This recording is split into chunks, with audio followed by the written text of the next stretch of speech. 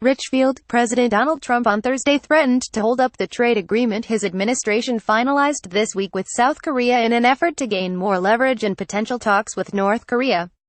Speaking on infrastructure in Ohio, Trump highlighted the recently completed renegotiation of the Korea-U.S. Free Trade Agreement. But he warned, "I may hold it up until after a deal is made with North Korea." The announcement comes as the two Koreas have announced plans to hold bilateral meetings next month in advance of a possible meeting between Trump and North Korea's Kim Jong-un by the end of May. Trump noted the rhetoric has calmed down with North Korea, but added he may put a hold on the first trade agreement concluded by his administration, because it's a very strong card and I want to make sure everyone is treated fairly. Yonhap. Trump did not explain what leverage the U.S. would achieve by holding up the trade deal with South Korea. The South Korean embassy in Washington declined to comment. The liberal government in Seoul wants Washington to engage with Pyongyang to help foster inter-Korean relations and reduce nuclear tensions. Trump may be suggesting that a prospective nuclear deal with North Korea is desired by South Korea, so by delaying it the U.S. could extract better trade terms with the South. But chances of a nuclear deal remain deeply uncertain. Typically, the U.S. has sought solidarity with South Korea to resist attempts by North Korea to divide the allies. As erecting the complex and politically charged issue of trade could prove distracting just as the U.S. is pursuing high-stakes diplomacy with Pyongyang. The president's visit to Ohio was meant to be a push for upgrades to the nation's aging roads and bridges.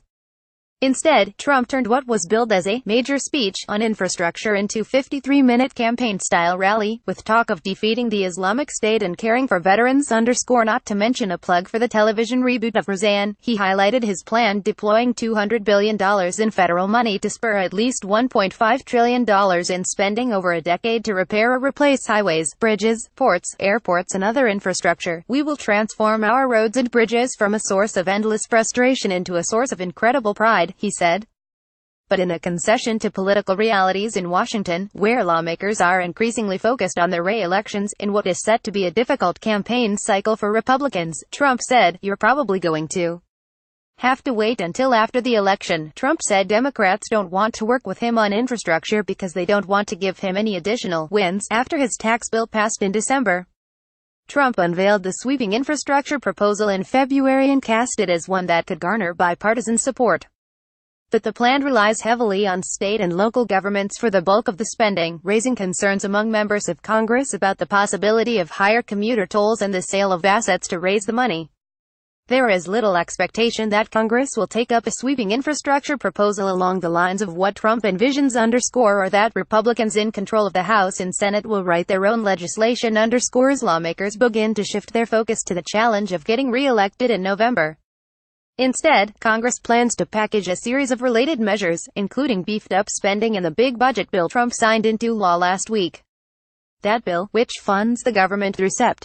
30, included more money for transportation projects, rural broadband and other investments.